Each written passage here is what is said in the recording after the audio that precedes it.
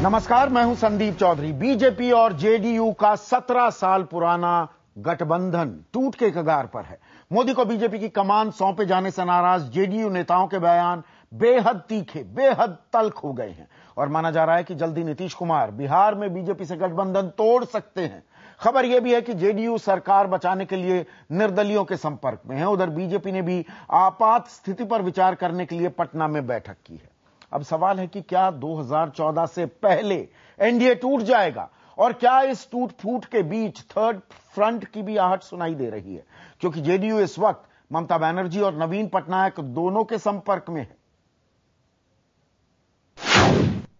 एक ऐसे दागदार व्यक्ति के हाथों में देश का नेतृत्व सौंप दिया है, अपनी पार्टी का परिलक्षित होता है कि एनडीए की परवाह इनको नहीं है। सरदार पटेल का पूरा व्यक्तित्व वो जोड़ने वाला रहा है और जबकि मोदी जी इस धारा का प्रतिनिधित्व कर रहे हैं, वो तोड़ने वाली धारा है। सब खत्म हो गया।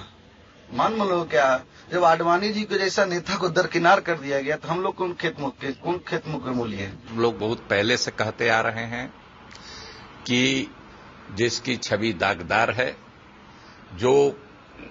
जिसका सेकुलर क्रेडेंशियल डाउटफुल है, जो देश को एकजुट नहीं रख सकता है, उसको आगे नहीं बढ़ाया जाना चाहिए। बीजेपी के लिए ये नए संकट का वक्त है, क्योंकि जेडीयू एक कदम आगे बढ़ते हुए अब गठबंधन तोड़ने के जुगाड़ में जुट गई है। जेडीयू ने अपने सभी विधायकों को 15 जून तक पटना पहुंचने के लिए कहा है, जहां विधायकों की बैठक होनी है। खबर ये भी है कि 18 और 19 जून को शिवहर और सीतामढ़ी में होने वाली अपनी सेवा यात्रा नीतीश ने रद्द कर दी है। उधर जेडीयू के नेता लगातार निर्दलियों से बातचीत करने में जुटे हुए हैं। बहरहाल बिहार में सरकार चलाने के लिए बहुमत की 122 सीट चाहिए। नीतीश कुमार के पास इस वक्त 118 सीट है, जबकि बीजेपी के पास 91 सीट है। आरजेडी 22 सीटों पर काबिज है और निर्दलीय 6 सीटों पर है, जबकि कांग्रेस के पास महज 4 सीटें हैं। सूत्रों की माने तो नीतीश को उम्मीद है कि बहुमत के लिए जरूरी 4 सीटें उसे निर्दलियों से हासिल हो जाएगी। लेकिन जिस खम के साथ जेडीयू के नेता मोदी के मुद्दे पर एनडीए गठबंधन तोड़ने की धमकी दे रहे हैं, उन्हीं शब्दों में बीजेपी भी नीतीश को नसीहत दे रही है। हम मिलकर चलेंगे तो राज करेंगे, मिलकर नहीं चलेंगे तो जनता की उम्मीद पर पानी फेरेंगे।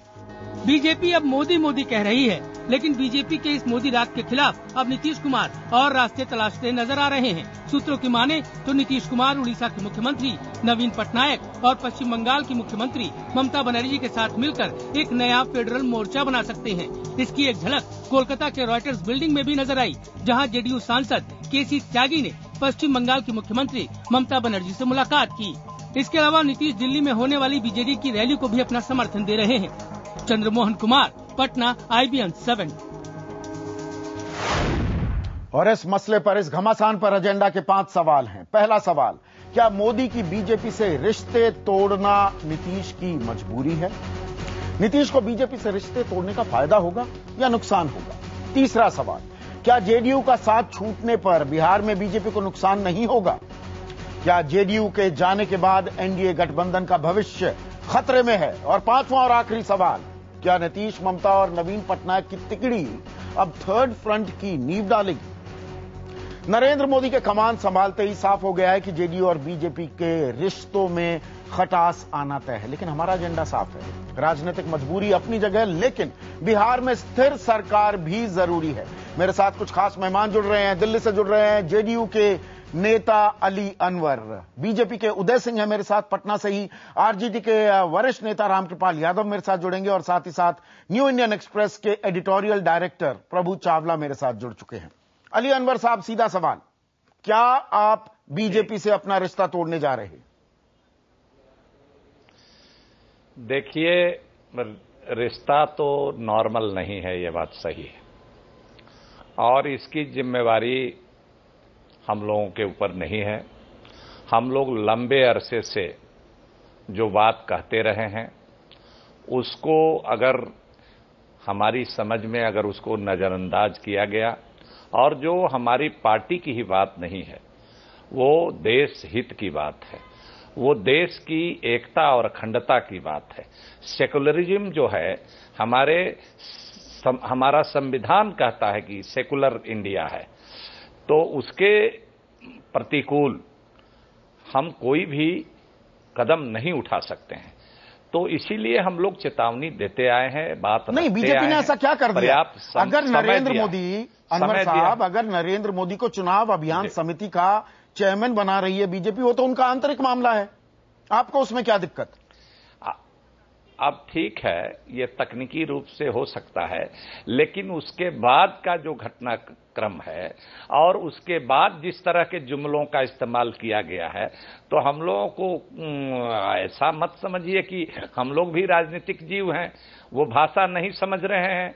उसके पीछे जो चालाकी है, उसके पीछे जो उनकी मंशा है, उसको हम लोग भांपते नहीं हैं। आप भी भांपते हैं और सारा देश समझ रहा है इस बात को। मतलब आपका मानना यह है कि बीजेपी ने तय कर लिया है कि नरेंद्र मोदी उनके प्रधानमंत्री पद के उम्मीदवार होने वाले हैं और वो आपको कबूल नहीं। पब्लिक परसेप्शन क्या है और क्या आप मैसेज दे रहे हैं, किस तरह से मैसेज को कम्युनिकेट करा रहे हैं, तो ये सब समझता है। इसीलिए जिम्मेवारी उधर से है। हम लोग तो कोई अपने से बेचैन नहीं है, हम लोग तो बढ़िया से बिहार में चल रहा है। तो मतलब आप कह रहे हैं नरेंद्र मोदी दंगाई है, नरेंद्र मोदी धर्मनिरपेक्ष नहीं है, बाकी बीजेपी सेकुलर है, आप ये कह रहे हैं? 7 साल से कोई परेशानी नहीं है, कोई छोटा मोटा भी विवाद नहीं हुआ, तो बढ़िया से चल रहा था। दो हम लोग विधानसभा चुनाव जीते, पार्लियामेंट का चुनाव जीते, तो उस समय तो सब कुछ था, कोई बाहर का आदमी नहीं आया। तो वही बीजेपी तो सर्वसम्मति से तय कर रही है नरेंद्र मोदी का नाम जी। वही बीजेपी जिसके साथ आपका 17 साल पुराना गठबंधन है, अगर उनका शीर्ष नेतृत्व, उनके कार्यकर्ता नरेंद्र मोदी को चुन रहे हैं, तो फिर क्या दिक्कत है? देखिए, गठबंधन चलाने की जिम्मेवारी जो बड़ा दल होता है उसकी भी होती है, बल्कि ज्यादा होती है। तो जो हमारा कंसर्न है वो एड्रेस नहीं करेगा कोई, तो जाहिर है कि रिश्ते में खटास पैदा होगी। और कोई हमने समय नहीं दिया है ऐसी बात नहीं है। 15 जून तक मतलब आप बाहर निकल जाएंगे, एनडीए से बाहर निकल जाएंगे? नई परिस्थिति पैदा हुई है। 15 जून को क्या आप एनडीए से बाहर निकल जाएंगे अली अनवर साहब? 15 जून को आपकी बैठक होने वाली है, क्या यह तय माना जाए कि आप अब एनडीए से बाहर जाने वाले हैं?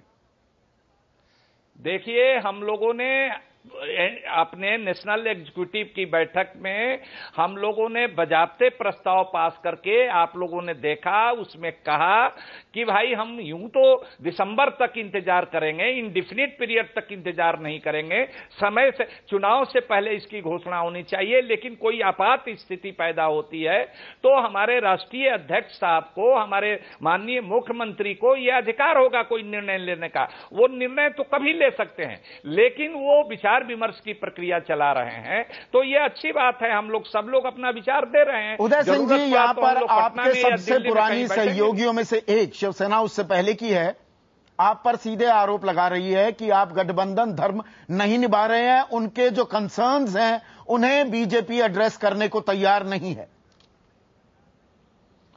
अली अनवर जी मेरे बड़े अच्छे मित्र हैं। नहीं, मैं उदय जी से पूछ रहा हूं अभी कि जेडीयू कब किसको छोटा दल और कब किसे बड़ा दल कहती है, ये अपने समय के हिसाब से कहते हैं। अभी हमें ये बड़ा दल कह रहे हैं, वैसे तो हमें बिहार में छोटे दल के तरह ही देखते आए हैं।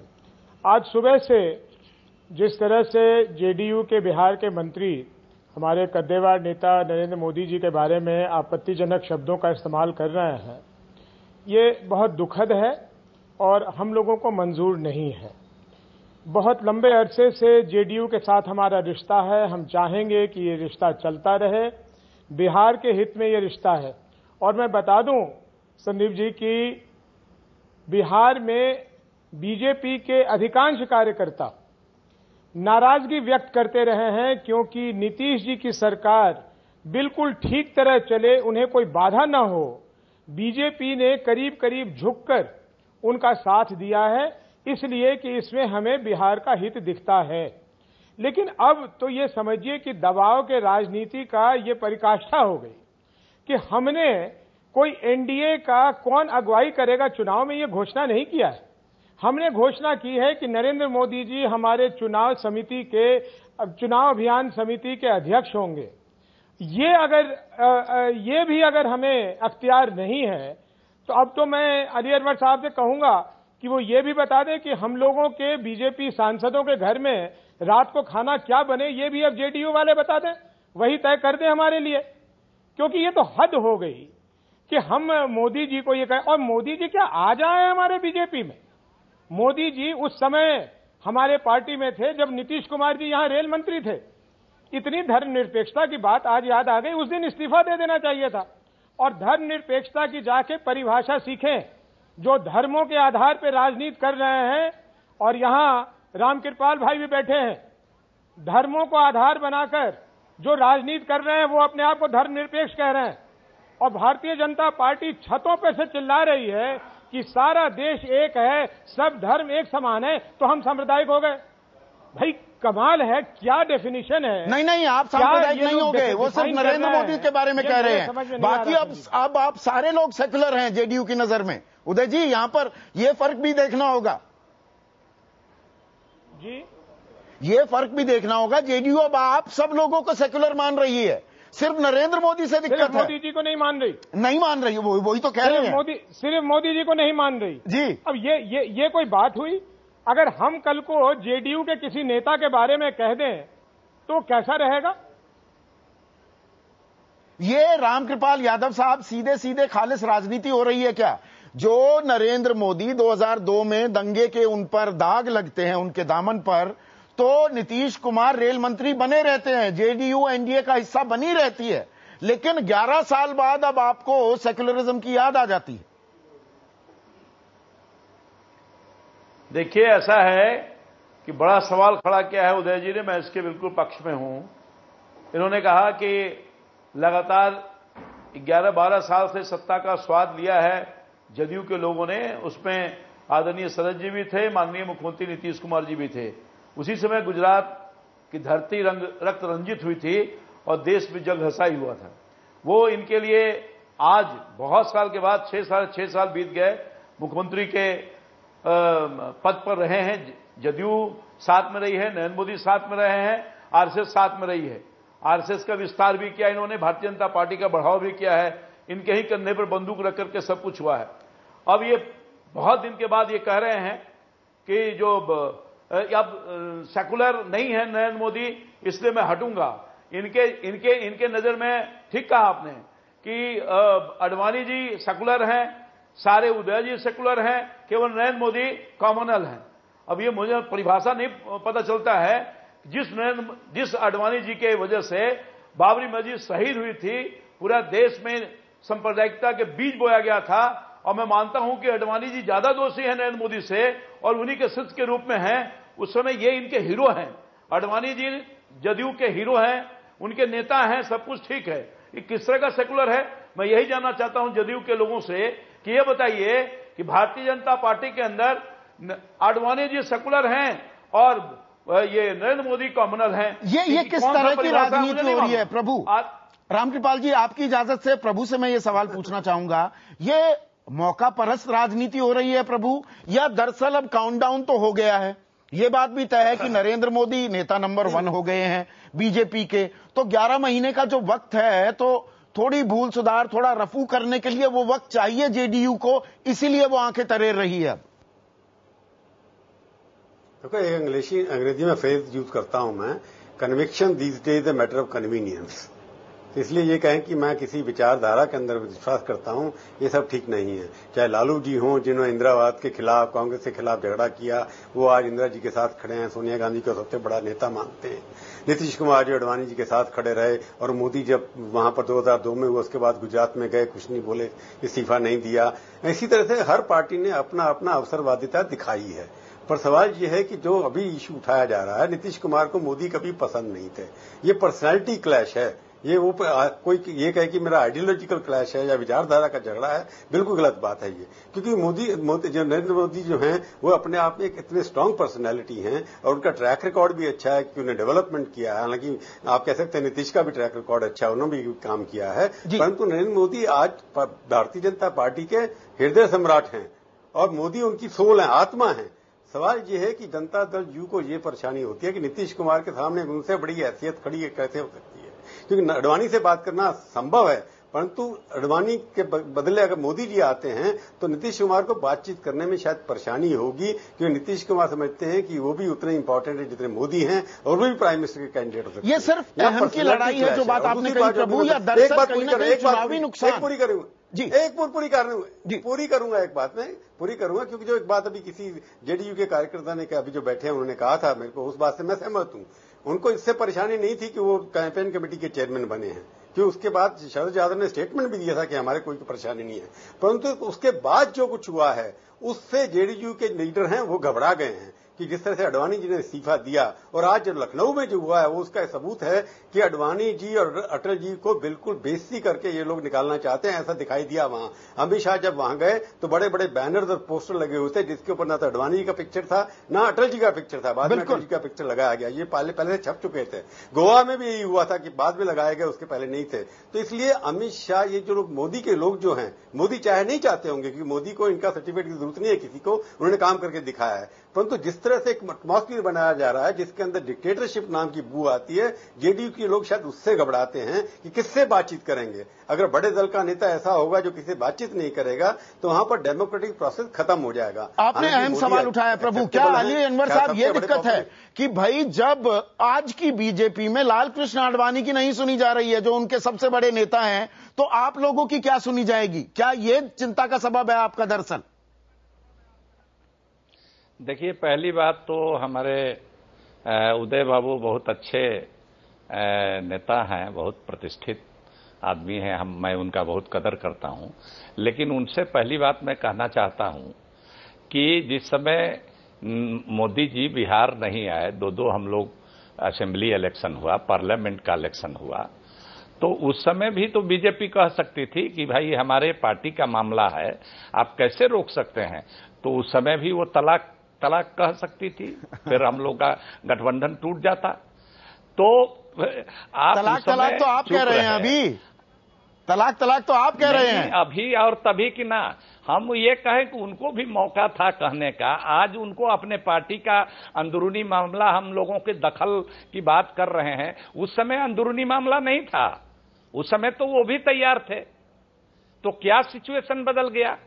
तो हम लोग, कोई ऐसा नहीं है कि अभी हम ये बात कर रहे हैं, हम कंटिन्यूअस कहते जा रहे हैं। सवाल पब्लिक परसेप्शन का है, सबसे बड़ी बात कि पब्लिक में क्या मैसेज है, किसके बारे में क्या लोग सोचते हैं। और ये देश जज्बाती बातों से नहीं चलेगा ना जी। उदय जी इंटरजेक्ट कर रहे थे आप, नहीं चलेगा। हाँ, मैं कह रहा हूं ये पब्लिक परसेप्शन की बात अली अनवर भाई कर रहे हैं। अली अनवर भाई बिल्कुल ठीक कहते हैं, उनकी बातों को मैं मानता हूं, लेकिन पब्लिक परसेप्शन को देख के ही हम लोगों ने, भारतीय जनता पार्टी ने नरेंद्र मोदी जी को चुनाव अभियान समिति का अध्यक्ष बनाया है। और मैंने अली अनवर जी से अलग में भी ये बात कही है कि हम लोगों को कोशिश करनी चाहिए एनडीए में कि अगर सबसे ज्यादा सीट बिहार में नीतीश जी की अगुवाई में आ सकती है तो लानी चाहिए। हमें लगता है कि हम देश भर में बीजेपी में सबसे ज्यादा सीट नरेंद्र मोदी जी के अगुवाई में ला सकते हैं चुनाव अभियान समिति का अध्यक्ष बनाकर। उसके बाद एनडीए फैसला करे कि प्रधानमंत्री कौन बनेगा। हमने एनडीए का हक नहीं छीन लिया, हमने कोई मोदी जी को प्रधानमंत्री का उम्मीदवार नहीं घोषित किया है। इसलिए जदयू की जो ये रवैया दिख रही है, ये समझ में नहीं आ रहा कि ये क्या कर रहा है। नहीं, अगर हम लोगों ने ये घोषित कर दिया नरेंद्र मोदी आपके नेता नंबर 1 बन गए, प्रधानमंत्री जी बन गए, खास वोट बैंक उनसे छिटक जाएगा। उनकी दिक्कत ये है उदय जी, हमारे पार्टी के वो चुनाव अभियान समिति के अध्यक्ष बने, इसमें क्या आपत्ति हो गई इनको? उदय बाबू तकनीकी बातों में तकनीकी बातें कर रहे हैं, उदय बाबू तकनीकी बात कर रहे हैं, और इसी चतुराई और चालाकी को और उसके पीछे की मंशा को देश भी समझ रहा है, मीडिया भी समझ रहा है, हम लोग भी समझ रहे हैं। इसमें क्या चालाकी है अली अनवर भाई? इसमें क्या, अगर हमें कहना होता तो हम सीधे तौर पे कह देते। नहीं, कह क्यों नहीं देते? शर्म नहीं आ रही? उदय जी कह क्यों नहीं देते? जेडीयू जो आंख तरेरती रहती है आपकी तरफ, आप इनको क्यों नहीं कह देते छोड़ना है तो छोड़ दो? आवश्यकता से ज्यादा नहीं करते हैं। नहीं, आप ही इनको कह दीजिए कि छोड़ना है तो छोड़ दो। आप इनका दामन क्यों पकड़े रखना चाहते हैं? अगर आपका कार्यकर्ता बिहार में लगातार ये आवाज उठती रहती है कि भाई जेडीयू का रवैया बेजा रवैया है, आप इनको बता दीजिए। दो कारण से, क्योंकि एक तो भारतीय जनता पार्टी की संस्कृति ये रही है कि अपने सहयोगियों दल की बहुत कदर करती है, पर सुनते तो हो नहीं आप इनकी। लंबे अरसे से ये रिश्ता चला पर रहा है, इनके कंसर्न्स को एड्रेस नहीं करते आप। है वो बिहार के लिए अच्छा है, क्योंकि वहां वो ताकतें फिर लौट के आने की संभावना उनकी बनेगी जिनको बिहार के लोग नहीं चाहते। नीतीश जी को ये बात समझनी चाहिए, जेडीयू को बात समझनी चाहिए कि अगर जेडीयू और बीजेपी के वोट में बिखराव होगा, पता नहीं किसको लाभ किसको नुकसान होगा। तो आपको भी तो ये बात समझनी होगी, नुकसान होगा। उदय जी, आपको भी तो ये बात समझनी होगी। अली अनवर यही बात कह रहे हैं कि वो अपने कंसर्न्स रेज करते थे कि नरेंद्र मोदी चुनाव प्रचार करने ना आए बिहार में, तो 2009 में भी आपने ये बात मानी, विधानसभा चुनाव में भी आपने ये बात मानी, आज आप उनकी बात नहीं मान रहे हैं। आज परिस्थितियां बदली हैं। देश में जिस तरह उस समय नरेंद्र मोदी जी की मांग थी, उससे आज 100 गुनी ज्यादा मांग है। हम भी तो मांग देखकर चलेंगे, राजनीतिक दल हैं तो हम अपनी मांग हम न देखें कि देश क्या चाह रही है, देश के लोग क्या चाह रहे हैं। परिस्थितियों का अलग अलग आकलन है। उदय बाबू के लिए परिस्थितियां और हैं, हमारे लिए परिस्थितियां और हो सकती हैं। मैं आपसे मानता हूं, तो आप अलग आकलन करेंगे, हम अलग आकलन तबके को आप खुश करना चाहते हैं सहयोगियों और अलगाववादी राजनीति करना चाहते हैं, उस तबके को शायद आपकी बात पसंद आ रही है, लेकिन हम देश को एक साथ बांध के ले जाना चाहते हैं। उनको ये बात पसंद नहीं आ रही, उनको हिंदुस्तान को आगे ले जाते देखना है। और नरेंद्र मोदी इस समय सबसे ज्यादा अच्छे नेता के बिहार में लोगों की नजर में है। रामकृपाल जी, मैं आपके पास आऊंगा, लेकिन प्रभु मैं आपसे जानना चाहता हूं, प्रभु आपसे मैं जानना चाहता हूं कि क्या ये महज नूरा कुश्ती है या अब टूट इमिनेंट है, अब ये रिश्ता आगे नहीं चल पाएगा? मैं नहीं समझता ये नूरा कुश्ती है, क्योंकि बिहार के अंदर प्रॉब्लम बीजेपी को भी आने वाली है। बीजेपी के अंदर भी दो धड़े हैं, एक जो है नीतीश कुमार के साथ है। कई बार मैं कहता हूं कि फ्रेंड्स ऑफ नीतीश कुमार, फोनी जो लोग हैं जिनको मैं बोलता हूं, वो दिल्ली में भी बैठे हैं, वहां पर भी बैठे हैं। ये भी हो सकता है कि बीजेपी टूट करके कुछ ना कुछ लोग बीजेपी से छोड़ करके चले जाए नीतीश कुमार के साथ। जैसे एक पहले संजय थे वहां पर, वो बीजेपी में थे पर काम वो नीतीश कुमार का करते थे। और दूसरी बात ये परसेप्शन ये है कि बीजेपी कुछ मिनिस्टर जो हैं उनका परफॉर्मेंस जेडीयू सरकार के अंदर सबसे अच्छा है। हालांकि बीजेपी की परफॉर्मेंस देखी जाए तो मेरे को लगता है उनके पास जो डिपार्टमेंट बहुत अच्छे हैं। बीजेपी के लोगों का ये मानना कि बीजेपी वहां से बाहर आ जाएगी तो बीजेपी की परफॉर्मेंस जेडीयू से अच्छी होगी, ऐसे ओपिनियन पोल भी बता रहे हैं। और मोदी की पॉपुलैरिटी नीतीश कुमार से बिहार के अंदर ज्यादा है, ये भी स्पष्ट है सब ओपिनियन पोल के अंदर। तो ये लगता है कि अगर बीजेपी बाहर आती, ये तो अभी कह रहे हैं उदय बाबू बार बार कह रहे हैं कि हम धर्म निभा रहे हैं, ये कर रहे हैं, पर अंदर से ये भी चाहते हैं कि बीजेपी निकल आएगी तो उससे फायदा हो गया जो महाराजगंज में हुआ है, नहीं तो वो रिपीट हो जाएगा बात के अंदर। क्योंकि 6 असेंबली सेगमेंट में सबके जेडीयू के कैंडिडेट हारे हैं वहां पर 30,000 वोटों से। तो महाराजगंज हालांकि सीट उनकी थी आरजेडी की, पर उन्होंने जिस मार्जिन से जीता है और 4 असेंबली सेगमेंट जिसमें जेडीयू के लोग थे वहां भी जीते हैं, तो मेरे को लगता है वो कास्ट पोलराइजेशन हो रहा है। जो बड़े यानी कि आपका कहना यह है कि जेडीयू को नुकसान होगा, बीजेपी को फायदा हो सकता है, और ऐसे में आरजेडी की क्या बाँचें खिलती है। और आप मुस्कुरा भी रहे थे रामकृपाल यादव साहब, इसीलिए मुस्कुरा रहे हैं क्या कि लड़ने दो, आपका फायदा हो जाएगा, आप हाशिए पर चले गए थे? देखिए, बात दरअसल ये है कि जदयू और भाजपा दोनों मिलकर के चुनाव महाराजगंज में लड़ रहे थे लोग। ये कहना बिल्कुल ठीक नहीं है कि जदयू केवल लड़ रही थी, भाजपा नहीं लड़ रही थी। दोनों लोगों ने, दोनों के नेताओं ने पूरी मजबूती के साथ प्रचार किया। भाजपा ने तो आपका फायदा कराया रामकृपाल बाबू, ये बात तो मानिए आप। नहीं, मेरा फायदा नहीं करवाया, क्योंकि बिहार की जनता अब इन लोगों से ऊब गई है। इन लोगों ने जो शासन देने का काम, यहां उदय बाबू बोल रहे हैं, इन्होंने भी रैली की थी, पीरा रैली की थी, याद होगा इनको, और सरकार के परफॉर्मेंस पर सवाल उठाया था। अब शायद भूल गए हों, नहीं जानते, मगर आप नहीं भूले होंगे, हाल के दिनों की बात है। तो भारतीय जनता पार्टी और जदयू की जो सरकार है, लोगों ने नाकार दिया है। विगत 7 वर्षों से जो सरकार चल रही है, हर मोर्चे पर विफल हुई है। लंबी चौड़ी भाषण, आश्वासन, विज्ञापन, यही सरकार थे। सतही स्थिति बिल्कुल खराब है। चलिए, आपको मुस्कुराने का मौका मिला है। अगर दो पुराने सहयोगी आपस में इस तरह से लड़ते हैं, चर्चा में आप चारों से जारी रखूंगा एक छोटे से ब्रेक के बाद भी।